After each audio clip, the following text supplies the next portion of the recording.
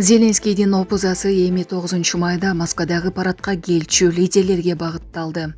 Владимир Зеленский Киев бийлиги 9-майда Москвадагы парадта чет элдик коноктордун коопсуздугуна кепилдик бере албай турганын билдиргенин РИА Новости жазды. 9-майда Россияга бара турчу же барган бардык мамлекеттерге карата биздин позициябыз эң жөнөкөй. Россиянын аймагында болуп жаткан окуялар үчүн жоопкерчилик ала албайбыз. Силердин коопсуздугуңарды алар камсыздайт деген Киев бийлигинин башчысы. Ал Москванын улуу ата мекендик согуштагы жеңиштин 80 жылдыгын майрамдоо учурунда ок атышууну токтото туруу сунушунда четке каккан. РИА Новости бул Зеленскийдин аталган тема боюнча талкуу жараткан биринчи билдирүүсү эмес экенин жазды. Басылма РФ президентинин маалымат катчысы Дмитрий Песков 9-майда салтанаттуу иш-чара боло турганын белгилегенин кошумчалаган.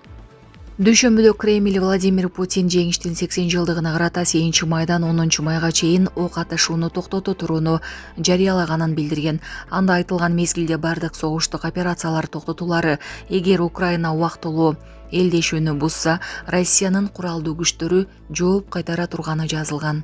Булак Спутник кежи.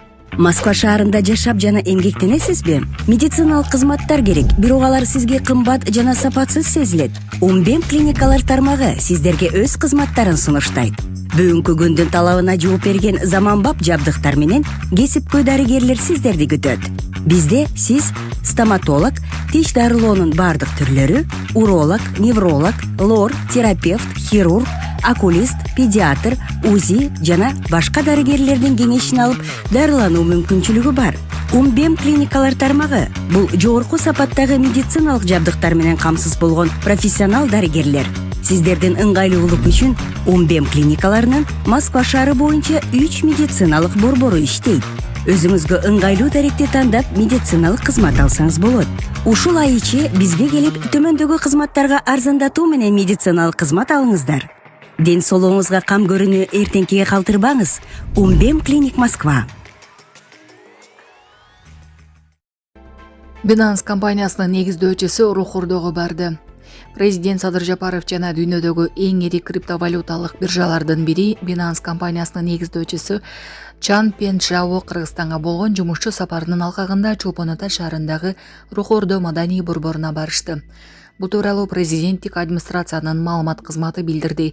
Ага ылайык маданият, маалымат жана жаштар саясаты министри Мирбек Мамбеталиев аларга маданий борбордун аймагына экскурсия уюштуруп, анын ачылуу тарыхын айтып берди. Андан кийин ардактуу коноктор комуз түрүндө жасалган пирске барышып, ал жерден музыкалык аспапта ойноо чеберчилиги көрсөтүлдү.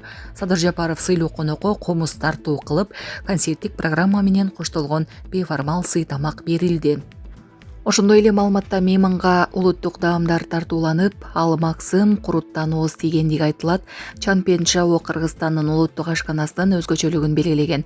Бүгүн Садыр Жапаровдун төрагалыгы алдында виртуалдык активдерди жана блокчейн технологияларын өнүктүрүү боюнча улуттук кеңештин биринчи жыйыны өтмөкчү. Ага Чан Пен Чжао катышат. Айта кетсек, Binance биржасынын негиздөөчүсү Кыргызстандын президентинин санарип активдерди өнүктүрүү боюнча коомдук кеңешчиси болгон. Булак Спутник кежи. Россияда курулушта иштеген Кыргызстандын 3 жараны ураган топурактын алдында калды. Бул тууралуу Тышкы иштер министрлигинен кабарлашты.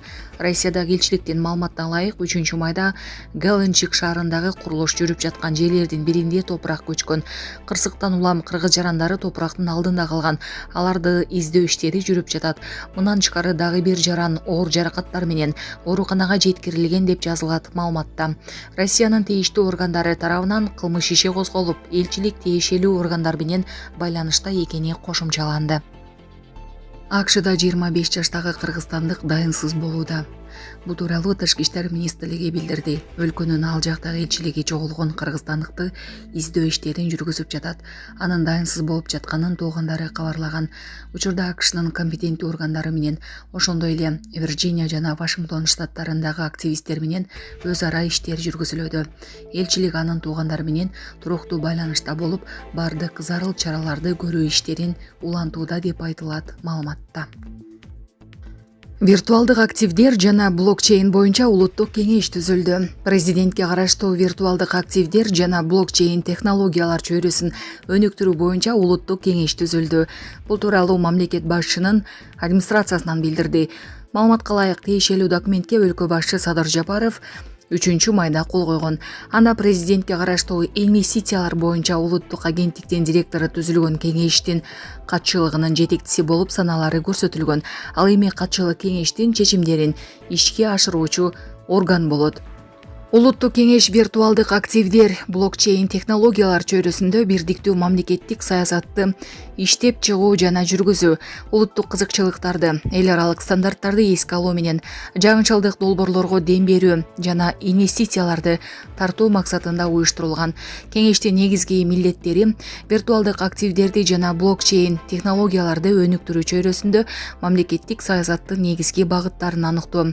Виртуалдык активдер жана блокчейн технологиялар чөйрөсүндө Кыргызстанда инвестициялык климатты жакшыртуу, виртуалдык активдерди жана блокчейн технологияларды жөнгө салуучу ченемдик укуктук базаны өркүндөтүү, өлкөдө виртуалдык активдер жана блокчейн технологиялар чөйрөсүн өнүктүрүүгө чет өлкөлүк компанияларга көмөк көрсөтүү.